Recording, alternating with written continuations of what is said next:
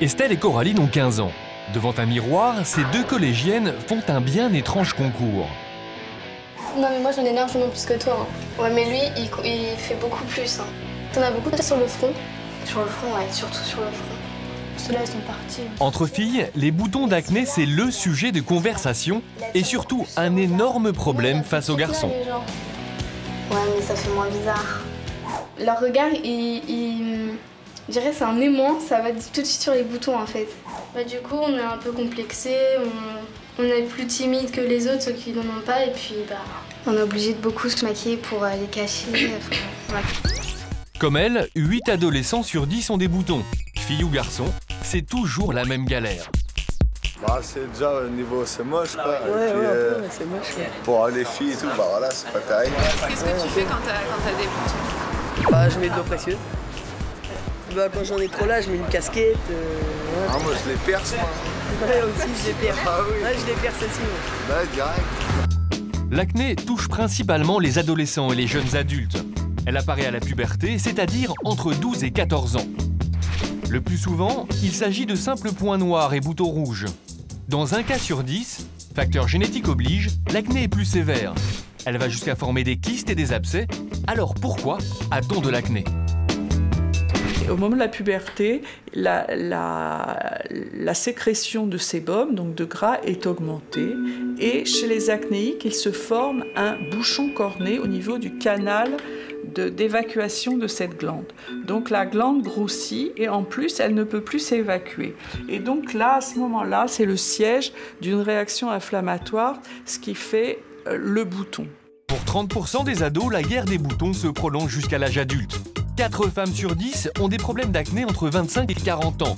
Un phénomène en hausse aggravé par le stress, la pollution en ville, la prise de pilules et l'abus de cosmétiques. Crème, gel, antibiotiques, il existe une multitude de traitements anti-acné, mais parfois, cela ne suffit pas.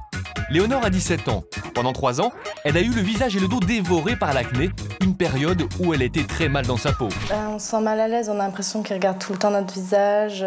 C'est dans notre tête, psychologiquement, c'est assez dur. Quoi. Bonjour. Lassée des traitements classiques, elle utilise une nouvelle arme anti-acné alliant laser et photothérapie. Des séances encadrées par un médecin, pour Léonore, c'est aujourd'hui le 12e et dernier rendez-vous. Dans cette machine, l'intérêt, c'est qu'il y a 2 effets en même temps. Le premier effet, photothérapie, c'est l'effet comme le soleil, ça sèche les boutons, ça enlève les microbes.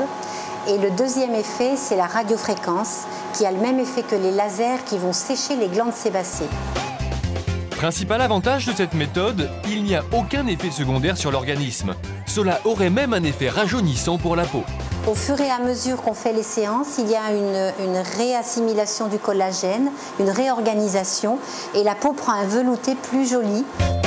Pendant chaque séance, Léonore a le visage recouvert d'un gel protecteur. Elle ne ressent quasiment aucune douleur.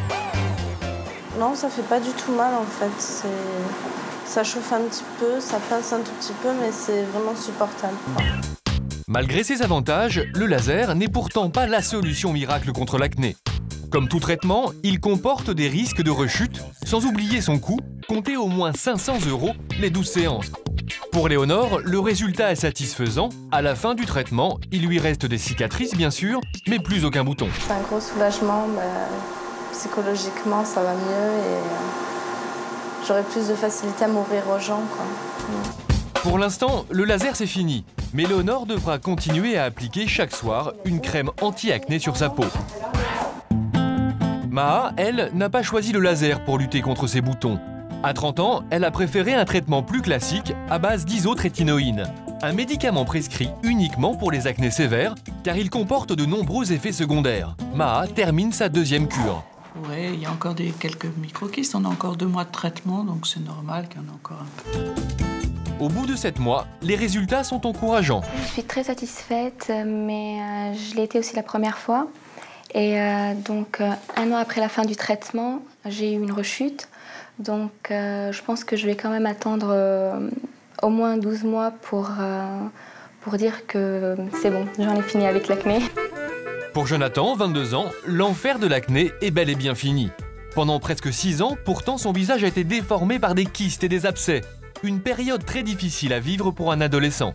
Tous les matins, on se réveille, on se regarde devant la glace et on se dit pourquoi moi j'ai ça et pourquoi pas eux et pourquoi j'ai une acné qui est à ce point-là aussi violente et comment je vais faire pour m'en sortir.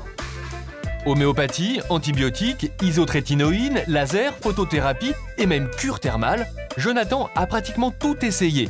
Aujourd'hui, son visage demeure marqué, mais il s'est enfin débarrassé de ses lésions. Là, moi, ce que j'ai maintenant aujourd'hui comme cicatrice, par rapport à ce que j'ai eu avant, c'est rien du tout. Si vous aussi vous avez des problèmes d'acné, sachez qu'il y a certaines règles d'or à respecter pour limiter l'apparition des boutons. Dormir au moins 7 heures par nuit, ne pas s'exposer au soleil, limiter la consommation de lait et d'aliments riches en sucre et surtout éviter le stress.